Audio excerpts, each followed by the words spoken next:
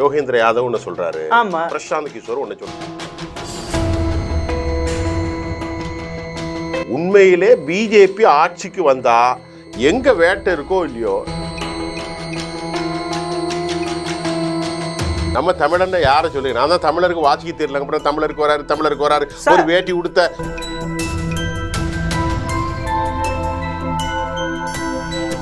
பணம் இல்லை, ஆனால் நிறைய விஷயம் இருக்கு. சிஏஜியினுடைய ரிப்போர்ட் 7.5 லட்சம் கோடி இருக்கு. நான் சொல்றேன்,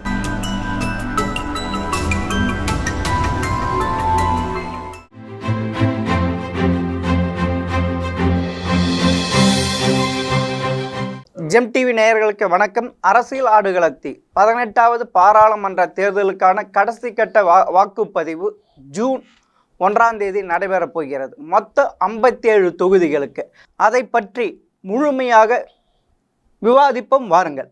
வணக்கம் சுபியான் சார். வாங்க சார். ஒரே குழுகுலுன்னு போல, ஒரே குழுகுலுன்னு இருக்கு சென்னை இங்க சார். என்ன சார் இப்படி சொல்றீங்க? இல்ல இருக்க இனி டெம்பரேச்சர் அதிகமாக போகுதுன்னு சொல்லி 6வது கட்டம் முடிஞ்சு 7வது கட்டம். ஆமா, இந்திய தேசிய அரசியலுடைய டெம்பரேச்சர் பரபரப்பு. பிரதமர் அவர்கள் நம்ம விவேகானந்தர் ராக்ல ஆன்மீக யாத்திரை என்னது, தியானத்துக்கு வரா சார். தியானத்துக்கு வராரு. சரி, வேற என்ன? எப்ப என்ன அவர் இது என்ன எப்பவுமே 2000 பரபரப்பா செய்திகள் வச்சிருப்பீங்களே. ஆமாம் சார். என்ன செய்தி முதல்ல பேசலாம் சார்? ஃபர்ஸ்ட் விவேகானந்த ராக்கு வரப்போறாருல்ல, தியானம், அதை பேசிருமா? அவர் எதுக்கு வராருன்ட்டு எல்லாருக்குமே தெரிய மாட்டேங்குது சார். நீங்க உங்களுக்கு தெரிஞ்ச சொல்லுங்களேன், எதுக்கு வராரு? இல்ல சார், 2014 எதுக்கு எங்க சார் போனாரு? 2014 எனக்கு ஞாபகம் இல்ல.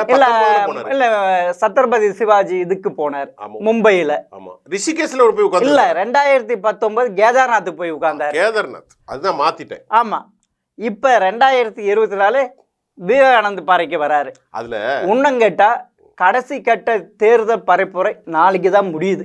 அதுல ஒரு விஷயம், அதுக்கு முன்னே இங்க உட்கார்றாரு குட்டிக்கண்ணே சார். இருங்க, சோழியும் குடும்பி சும்மா ஆடுமா?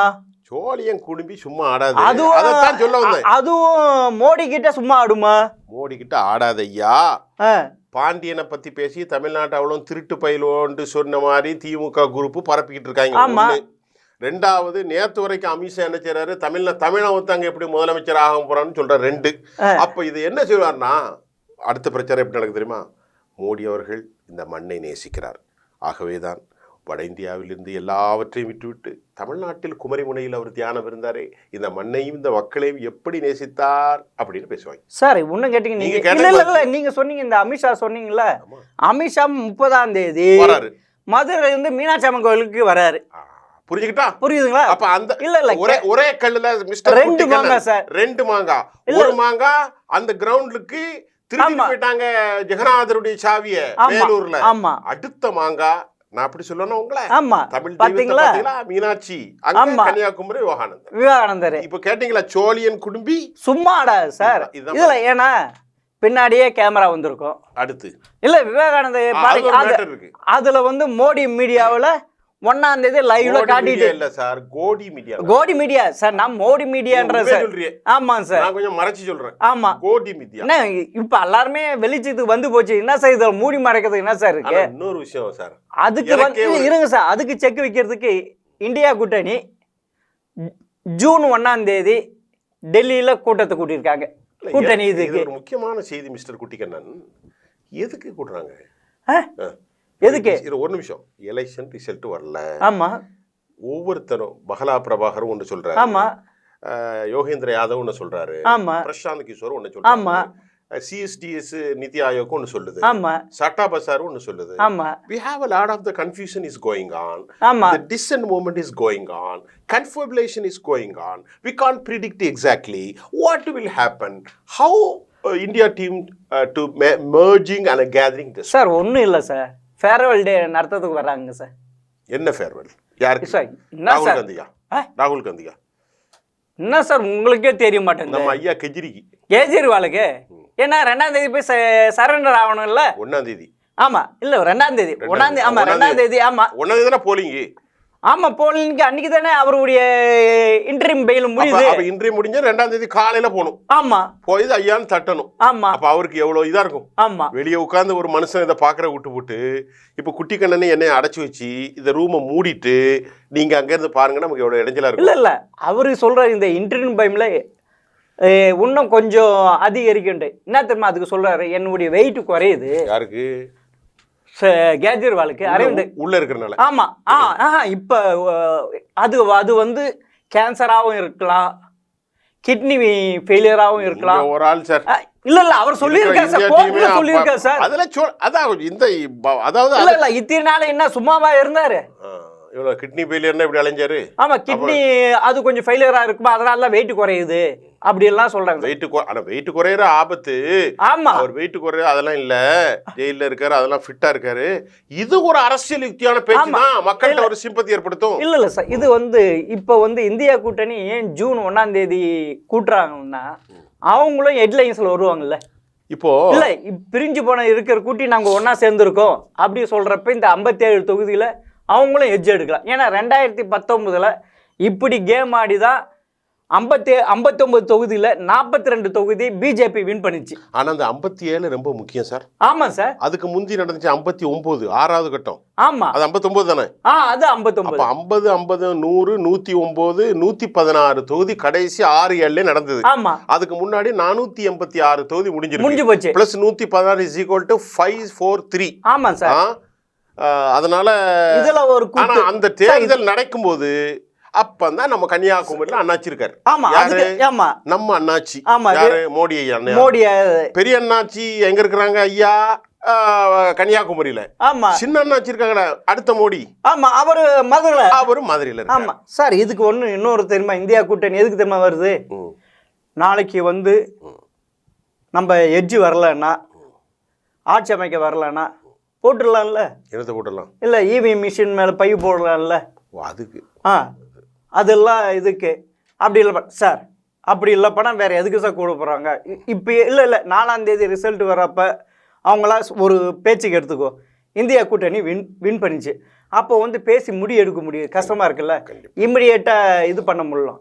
ஏன்னா ராகுல் காந்தி சொல்லியிருக்காரு ஜூன் 4ஆம் தேதி கூட மோடிக்கு குட் பை சொல்ல போகிறாங்கன்ட்டு. அது அவர் சொல்லுவார், இவரும் சொல்கிறாரு.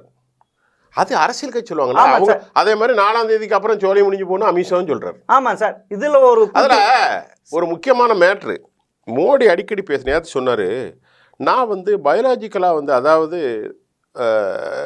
உடல்ல சதையும் இரத்தமும் சலமும் சேர்ந்த பிறப்பு அல்ல.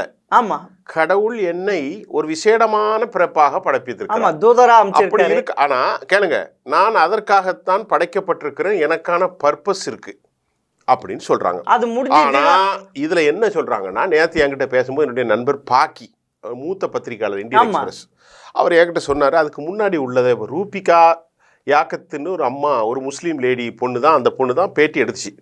அந்த பொண்ணு கேட்குது, நீங்க இவ்வளவு வைப்ரண்டா இருக்கீங்களா ஐயா? ஆமா. அதுக்கு தான் சொல்றாரு, கடவுள் என்ன அவ்வளவு ஆரோக்கியமா படைச்சிருக்காரு, நான் ஒரு விசேட படைப்பு அப்படின்னு சொன்னாரு. அதெல்லாம் விட்டுட்டு அதை மட்டும் ஃபோக்கஸ் பண்றதுக்கு ஒரு நோக்கம் இருக்கு அப்படின்னு சொன்னாரு. ஆனா அண்ணாமலை என்ன சொன்னார் தெரியுமா? அப்படிலாம் சொல்லல. அவர் சொன்னது, எனக்கு சில டியூட்டி இருக்கு போருக்கு தான், நான் வந்து கடவுளால் விசேடமாக படைக்கப்பட்ட ஒரு ஆத்மான்லாம் சொல்லலன்னு இவர் இப்படி பூசி மொழுகிறாரு. ஆமா சார். ஆமா, அண்ணாமலை சொன்ன உடனே நேற்று நம்ம ஐயாவுல ஒரு பிரச்சனை போயிட்டு இருக்க. எந்த ஐயா சார்? ஐயாவுன்னா ஐயாவு கல்யாண மண்டபத்தில் நடந்தது. ஆமா சார், அது இருக்கட்டும் சார். ஆமா சார், அது எதுக்கு சார் கொளுத்தி போடுறது? எதுக்கு? அவரும் ஒரு கேம் விளையாடுறாரு. யாரு? அண்ணாமலை. என்ன கேமு? ஏன்னா எலெக்ஷன் முடிஞ்சு 4ஆம் தேதிக்கு அப்புறமா பெரிய பிரச்சனை வந்துடும்ல, அதை மூடி மறைக்கிறது. நம்ம அன்னைக்கு அதை தொட்டோம். ஆமா, அது மீட்டிங் நடக்கும்போதே தொட்டோம். அது மூடி தகவல் வந்தது. ஆமா, அம்மா ஜெயலலிதா அம்மா மீது ஹிந்துத்துவாவை ஏம்பு போடுறாரு. சம்பந்தம் இல்ல. அவங்க இறந்து 10 வருஷம் ஆக போகுது. 2016 ஒரு 4 சரி 10 வருஷம் இல்ல, 7-8 வருஷம் ஆக போகுது. இப்ப அவங்க ஹிந்துத்துவான்னு சொன்னது ஏன்னா அதுக்கு ஒரு காரணம் இருக்கு அப்படின்ட்டு வந்திருக்கு. இல்ல மெயின் காரணம் இவர் மேல இருக்க குற்றச்சாட்டை மூடி வைக்கிறது. ஏன்னா யார் மேல குற்றச்சாட்டு? யாரா? அண்ணாமலை தான். என்ன குற்றச்சாட்டு? அவங்க சென்ட்ரல்ல இருந்து அமிச்ச காசு அண்ணாமலை மேல இருக்கு. ஆமா இல்ல அவருக்கும் போயிருக்குல்ல, அவரும் ஒரு ஐபிஎஸ் ஆபீசர் சார். சார் ஒரு பழமொழி சொல்லுவாங்க சார், எங்க ஒரு கிராமத்துல திருநெல்வேலி பக்கத்துல தூத்துக்குடியில சேர்ந்தவன் நாங்கெல்லாம், கருப்பட்டி பானைக்குள்ள கையை விடுறவன் நக்கத்தானே செய்வான். ஆமா நான் என்ன சொல்றேன், கருப்பட்டி பானைக்குள்ள கையை விடுறவன் நக்கித்தான் ஆகணும். ஆமா தவறான வார்த்தையில் நக்குறதுன்னா தப்புன்னு நினைச்சிருக்காங்க. ஆகவே கருப்பட்டி பானைகளை மாதிரி கிட்டத்தட்ட 600 சீயை கொண்டு விட்டுருக்காங்க.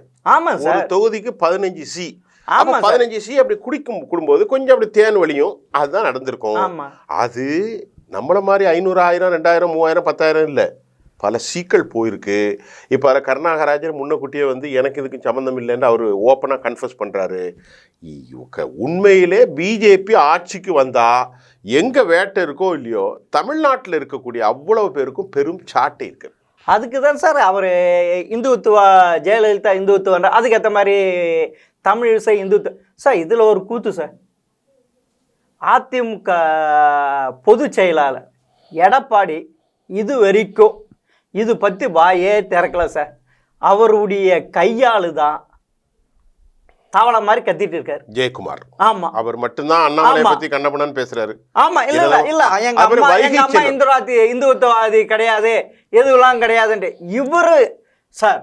இவரு வந்து பொதுச் செயலர் ஆகிறதுக்கு எவ்வளவு கேம் நடத்தினாரு, எவ்வளவு போராட்டம் நடத்துறாங்க. ஒரு கட்சியுடைய மெயின் அவங்களும் எம்ஜிஆர் அடுத்து ஜெயலலிதா, அவங்க அதை பற்றி ஏதாவது சொன்னாங்களா? சசிகலா மேம் சொன்னாங்க, அவங்க தோழி, அவங்க இந்துத்துவாதி கிடையாது, கடவுள் நம்பிக்கை அதிகமாக. அம்மையார் சசிகலா அவர்கள் சொன்ன அறிக்கையில் தெளிவாக சொன்னார்கள். அதில் அண்ணாமலையை பற்றியோ யாரை பற்றியும் கூட அவர்கள் கடும்போக்காக சொல்லவில்லை. ஆனால் அழகாக சொன்னார், செல்வி ஜெயலலிதா அம்மையார் எப்போதும் இந்துத்துவாக இருந்தவில்லை, அவர் ஒரு திராவிட இயக்க தலைவராக, அவர் பிறப்பால் பிராமணர், ஆனால் ஒரு திராவிட இயக்க தலைவராகவும் சமூக நீதிக்காக போராடியவர்களாகவும் இருந்தார்கள் என்று கண்ணியமான ஒரு அறிக்கை வந்தது. ஆனால் அதிமுக நீங்க சொன்ன மாதிரி எடப்பாடி அது குறித்து வாய் திறக்கவில்லை, திறக்க மாட்டாரு. பிரசாந்த் கிஷோர் தான் ஒரு குண்டு போட்டு இருக்காரு. ஆனால் நம்முடைய அமமுகவுடைய தலைவர் தினகரன் சொன்னாரு அண்ணாமலை இந்த தவறும் சொல்லவில்லை என்று அவருடைய கூட்டணியில இருந்து அவர் கூட்டணியில இருக்கிறவங்க அந்த மாதிரி தர்மத்தை காப்பாற்றுவாங்க. ஆனா நீங்க கேக்குறது எடப்பாடி கூட்டணியில இல்லையே, அவர் பேசல. இல்ல காரணம் அதான் சார், பிரசாந்த் கிஷோர் ஒரு குண்டு தூக்கி போட்டாரு. யார? அடுத்தது மத்தியில பாஜக தான், இவர் மேல நிறைய கேஸ் இருக்கு. அதுல என்னன்னா முஸ்லிம்கள் வாக்குகள் நமக்கு கிடைக்கும்னு சொல்லி எடப்பாடி போனாரு. அங்க முஸ்லீம் வாக்கெல்லாம் இவருக்கு ஒன்றும் கிடைக்காது, கிடைக்கவும் இல்லை. புரியுதா உங்களுக்கு? இப்போ அவங்களுடைய கோலு காங்கிரஸ் கட்சி தலைமையிலான இந்தியாவா இல்லது பிஜேபியா, இதுதான் முஸ்லீம் சமூகத்தினுடைய கவலை. அதற்காக அவருக்கு திமுக நல்லது செஞ்சாலும் கெட்ட செஞ்சாலும் அயோக்கியன்ல நல்லா கெட்டவனா யாரை போடணும் அப்படிங்கிற ஒரு அளவுகோலை வைத்து தான் அவர்கள் வாக்களித்திருக்கிறார்கள். ஆக பிஜேபிக்கு எதிராக போடணும்னு சொல்லி அந்த வாக்குகளை திராவிட முன்னேற்ற கழகம் அறுவடை செஞ்சுட்டு, இப்போ இவருக்கு என்ன பிரச்சனைனா, நாம எதிர்த்து வந்துட்டோமே, நாளைக்கு ஒருவேளை மேல வந்துட்டாருன்னா யாரு, நம்ம குமரிமுனை அண்ணாச்சியும் இப்போ நம்ம மீனாட்சி அம்மன் கோயிலுக்கு வரக்கூடிய சின்ன அண்ணாச்சியும் வந்துட்டா வச்சு நச்சிருவாங்க. அதுக்குதான் இல்ல அது இன்னொன்னு என்ன தெரியுமா சொல்றாங்க, அதாவது மைல்டு இந்துத்துவா வந்து அதிமுக ஓட்டு போட்டுட்டு இருக்காங்க, அதை பறிக்கிறது அது முக்கியமான விஷயம். அது அதே மாதிரி அதிமுகவுக்கு சிறுபான்மை ஓட்டு போவாத இருக்கிறதுக்கோசரம் அண்ணாமலை இப்படி ஒரு கேம் பண்ணிருக்காங்க. ரெண்டு குழப்பம் அப்படி ஒரு குழப்பம் சொல்றாங்க. அண்ணாமலைக்கெல்லாம் இந்த கேம் எல்லாம் பண்ற அளவுக்கு அந்த தம்பிக்கு மண்டையில சரக்கு கிடையாது. ஏன்னு கேளுங்க, 37 வயசு ஆச்சு, இங்கிலீஷ் பேசுறவன்லாம் பெரிய அரசியல்வாதி கிடையாது. முதல்ல நல்லா கவனிக்கணும், 37 வயசுல 3 வருஷம் தான் அரசியல் அனுபவம் இருக்கு அவருக்கு, தம்பிக்கு. ஆனால் அவருக்கு இருக்கக்கூடிய பிஎல் சந்தோஷ் போன்றவர்கள் அவருக்கு ஆலோசனை கொடுக்குறார்கள். ஆனால் இதெல்லாம் அவருக்கு யோசிக்க தெரியுமா? நான் கேட்குறேன். நம்ம யோசித்தோம், உண்மையிலே சாஃப்ட் ஹிந்துத்துவா இருக்கக்கூடியவர்கள், அதாவது சாஃப்ட் ஹிந்துத்துவான்னு சொல்கிறத விட திமுகவை பிடிக்காதவர்கள், முதலியார் கம்யூனிட்டியில் இருப்பவர்கள், பிராமணர்கள், சைவ புள்ளமார்கள், ஹார்ட்கோர் ஹிந்துத்துவா, இவர்களெல்லாம் அதிமுகவுக்கு ஒரு பொதுவான சிந்தனையோட தான் ஓட்டு போட்டிருக்காங்க. ஆக ஆன்மீகத்தை நம்புவர்கள் எல்லாருமே வந்து இந்துத்துவவாதின்னு சொல்லக்கூடாது. புரியுதா உங்களுக்கு? அண்ணாமலைக்கு இதை யாரோ எடுத்து சொல்லியிருக்கான். ஏப்பா ஒண்ணு, இப்ப நெய்னார் நாகேந்திரன் பிரச்சனை ஒண்ணு போய்கிட்டு இருக்கு, கேசவ விநாயகம் பிரச்சனை ஒண்ணு போய்கிட்டு இருக்கு, நீனும் ஆட்டையை போட்டான்னு ஒரு பிரச்சனை போய்கிட்டு இருக்கு. அப்படி கொஞ்சம் திசை திருப்பி ஹெட்லைனை மாத்துவோம் அப்படின்னு சொன்னா, இதை அரிச்சு யானையை கொடுத்த அம்மாவை பார்த்து இந்துத்துவான்னு சொன்னா மண்டையில என்ன மாதிரி நாலேஜ் இருக்கா? இல்ல இல்ல ராமர் கோயில் கட்டுறதுக்கு அவங்க சப்போர்ட் பண்றாங்கன்னாங்க. அவங்க சொல்லியிருக்காங்க. இன்னைக்கு அதான் சொல்றாங்க, எப்ப கரசேவைக்கு ஆள் அனுப்புனாங்க இல்ல. ஆனா அவங்க சொன்னாங்க ராமருக்கு கோயில் இந்தியாவில் தானே கட்ட முடியும், அமெரிக்காவிலையும் பாகிஸ்தான்லயும் கட்ட முடியுமா? என்னுடைய அம்மா இறக்கும் போது சொன்னாங்க ராமருக்கு கோயில் அங்க அமைய வேண்டும், பள்ளிவாசலும் கட்டப்பட வேண்டும். இதுதான் எல்லாருடைய கோரிக்கை. ஆமா, முஸ்லீம்களுடைய கோரிக்கை அதுதானே, ராமருக்கும் கோயில் கட்டப்பட வேண்டும். இப்பொழுது முஸ்லீம்கள்ட்ட கேட்டா ராமர் கோயில் கண்டிப்பா கட்டணும், பள்ளிவாசலும் கட்டப்பட வேண்டும். இப்ப அது ஒரு சமாதான தீர்வா போயிட்டு அதை எடுத்து ஓட்டு பண்றதுக்கு மோடி குரூப் பண்ணாங்க. அது ஒன்றும் பெருசா நடக்கல. இப்போ அண்ணாமலை இந்த மாதிரி பிரச்சனைகளை திசை திருப்புறதுக்கு தான் ஐயாவு மாளிகையிலேருந்து இதை சொல்லியிருக்கிறாரு. ஆனால் இப்போ வந்த தகவலின் அடிப்படையில் குட்டிக்கண்ணன் நீங்கள் சொன்னது ரொம்ப கரெக்டு. எடப்பாடிக்கு கொஞ்சம் வயிற்று வலி இருக்கிறது, ஒரு அச்சம் மேலோங்கி இருக்கிறது. பிரசாந்த் கிஷோர் போன்ற ஞான புத்தி உள்ளவங்க சொல்லிட்டானே, வரும் வராது சொன்ன உடனே நடக்க போதில்ல. பல விஷயங்கள்ல பிரசாந்த் கிஷோர் சொல்லி தோத்து போன கதையும் உண்டு, ஜெயிச்ச கதையும் உண்டு. அது வேற விவகாரம். ஆமா, அதனால நாளைக்கு வந்துட்டா களம் காலியாயிருமோ அப்படிங்கிற ஒரு அச்சத்தில் தான் நம்ம ராயபுரம் ஜெயக்குமாரை வச்சு பேசிக்கிட்டே இருக்கிறார் அப்படிங்கிறது தான் உண்மையான சார். இன்னொன்று தெரியுமா சார், இந்த வாட்டி இந்தியா கூட்டணி ஜெயிச்சா ஒரு தமிழர் தான் சார் பிஎம் பிரதம மந்திரி ஆக போறாரு. சான்ஸே கிடையாது சார். சார் சான்ஸே கிடையாது. நீங்க சொன்ன தமிழர் இருக்கார் பத்திலா, தமிழருக்கு எழுதி வாசிக்கிறதே தடமாறுது. இல்ல சார், அது இல்லை சார், 2026 வருமோ வரமாட்டோன்னு சந்தேகமாகி போச்சு சார். அதனால் இப்போ இருக்கிறவர் சென்ட்ரல் இந்தியா கூட்டணியிலேயே 2வது பெரிய கட்சி இதுதான் சார் ஜெயிக்க போகுதுல எம்பியில். ஏன்னா மம்தா பானர்ஜி மம்தா பானர்ஜி இந்த 1ஆம் தேதிக்கு வரமாட்டேன்ட்டாங்க. அதில் டவுட் இல்லை. அப்போ சார் அந்த இந்தியா கூட்டணியில பெரிய கட்சி எது சார்? காங்கிரஸ். காங்கிரஸ் அடுத்தது திமுக. காங்கிரஸ் தான் பிஎம் வரணும். இது வரைக்கும் யாராவது வாய் தேர்ந்திருக்காங்களா? இல்ல, அவங்க ரொம்ப கவனமா காய் நவுட்டுறாங்க. இல்ல, ஆனா என்னுடைய யோசனை என்ன தெரியுமா, மல்லிகார்ஜுன கார்கேயை கொண்டு வர வாய்ப்பு இருக்கு. இல்ல சார், அவர் தான் வேணான்னு சொல்லுவாங்க சார். அது அவர் வேணான்னுட்டார் சார். அவர் ஏன் கொண்டு வரணும்னு நான் என்னை போன்றவர்கள்லாம் விரும்புகிறேன்னு சொன்னால், இந்தியாவில் வந்து என்னைக்குமே கேவலப்படுத்தப்பட்ட ஒடுக்கப்பட்ட சமூகமாக தலித்துகள் இருக்காங்க. ஐயா வந்து வயதிலும் கூடினவர், பெரியவர், அதனால அவரை கொண்டு வரலான்னா யாரும் எதிர்ப்புக்க மாட்டாங்க இந்தியா கூட்டணிக்குள்ள. ஆனால் அதை இல்ல காங்கிரஸ் கட்சி விரும்பவில்லை. ஆமா, அதனாலதான் நம்ம தமிழருக்கு ஒருத்தருக்கு அந்த வாய்ப்பு வரலான்ட்டு சொல்றாங்க.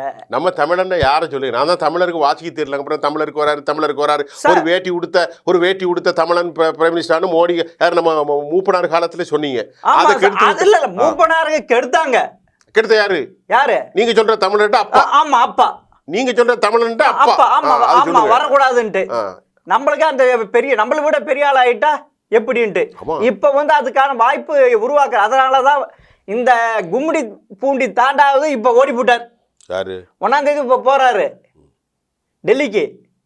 ஆனா நீங்க எப்பவுமே அந்த ஸ்டாலின் விஷயத்துல ரொம்ப சுறுசுறுப்பா இருக்கீங்க, என்ன காரணம்? நம்ம நேர்களுக்கு வந்து சொல்லணும், குட்டிகள் மேல ரொம்ப பாசமா உங்களை பத்தி பல பேர் இருக்காங்க. தமிழ் இனத்துக்கு அவ்வளவு நன்மை செஞ்சிருக்காங்க சார். யார் சார்? அந்த தமிழர் குடும்பம். அதனால என்ன சார், ஒரு மஞ்ச பையோடு வந்தவர் சார். அவர் வந்தாருங்க. மோடி சொன்னா நான் டீ கடைக்காரனா இருக்கேன், எங்க அப்பா டீ கடை போட்டவரு. அரசியல்வாதி அப்படிதான் சொல்ல முடியும். இல்ல, நான் பரம்பரை பணக்காரனா சொல்ல முடியும், நான் பரம்பரை பணக்காரனுமா சொல்ல முடியும். அரசியல்வாதிங்க அதுக்கு பரம்பரை பணக்காரன் எவனாவது அரசியலுக்கு வர்றானா? சரி, இப்போ அண்ணாட காட்சி தானே சார் வர்றான். அண்ணாடி காட்சி தானே சார் வர்றான். குட்டிக்கண்ண, இந்த நீங்க சொன்னதுல சனாதனத்தை பேசி நீ அந்த பக்கமே வந்துடான்ட்டான் சார். அது இல்ல, அந்த ஆமா, வடநாட்டு பக்கமே நீ வந்துடாதையா, அந்த 40ஓட நில்லு. ஆமா, இப்ப இந்த சனாதனத்துக்கு எதிர்ப்பான கொண்டு இந்தியாவுடைய பிரைம் மினிஸ்டர் எப்படி ஆக்குவாங்க சார்? அது ஆக்குவாங்க சார். ஏன்னா அவர் பிரைம் மினிஸ்டர், அது எப்படி காலம் இது பண்ணுவாங்க, அது பிரச்சனை இல்லை. இல்ல, ஏன்னா அது கொஞ்ச நாளைக்கு தான் ஓட போகுது, ரொம்ப நாள் ஓடாதுன்னா. ஆமா, ஆமா, அதனால சரி ஒரு தமிழர் நம்ம பிரைம் மினிஸ்டர் ஆயிட்டாரு அப்படின்ட்டு பெருமை சொல்ல. ஏன்னா கர்நாடகா சொல்றத பார்த்தா 4ஆம் தேதி எம் தொலைக்காட்சியில விவாத களம் பறக்கும் போல தெரியுது. ஆமா சார், ஏன்னா இப்போ என்னெல்லாமோ குண்டை தூக்கி போடுறீங்களா, தமிழன் பிரைம் மினிஸ்டருங்கிறீங்க, ஆமா, கொஞ்ச நாள் தான் ஆட்சி ஓடுங்கிறீங்க, ஆமா, கும்மிடி பூண்டி தாண்டாத கட்சிங்கிறீங்க, ஆமா சார், அப்புறமா வந்து சனாதனத்துல உள்ளதை அட்ஜஸ்ட் பண்ணுவாங்கன்னு ஏகப்பட்ட மெசேஜ் அவங்களுக்கு. இல்ல, அவங்களுக்கு எது வருமானம் வருதோ அது ஓடி போயிடுவாங்க சார். அது கரெக்ட் இல்ல. பெங்களூர்ல இந்தியா கூட்டணியுடைய கூட்டம் நடந்தது. அப்போ சென்னையில் மழை பெஞ்சிட்டு இருந்தது. இது விட்டுட்டு அங்க போனாரு.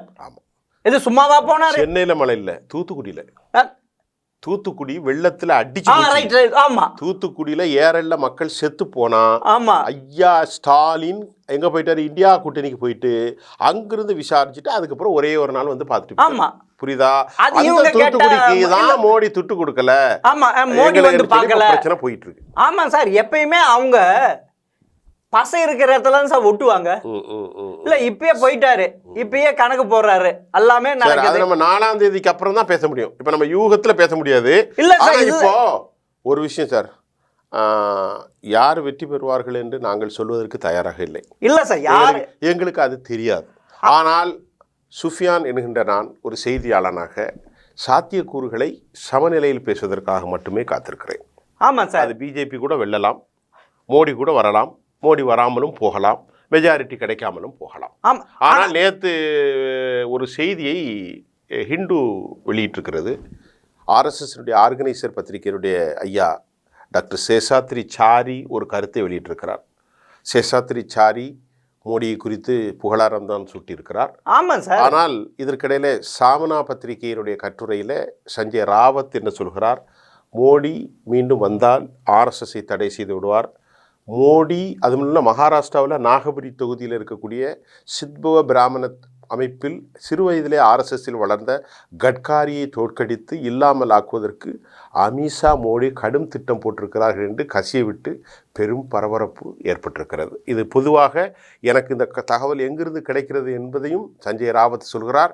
நான் ஆர்எஸ்எஸ்ஸில் நெருக்கமானவன், நாங்கள் ஏற்கனவே நெருக்கமாகத்தான் இருந்தோம், எங்களுக்கு அங்கிருந்து தகவல்கள் கிடைத்திருக்கிறது என்று எதிர் எழுதுகிறாரு. அஃபீஷியல் ஏடான உத்தவ் தாக்கரே சிவசேனாவினுடைய அஃபீஷியல் ஏடான எனது சாம்னா பத்திரிகையின் கட்டுரையில் சஞ்சய் ராவத் ஸ்போக்ஸ் பர்சன் சிவசேனா சொல்கிறார், கட்காரியை தோற்கடிப்பதற்கு மோடி அமித்ஷா சதி.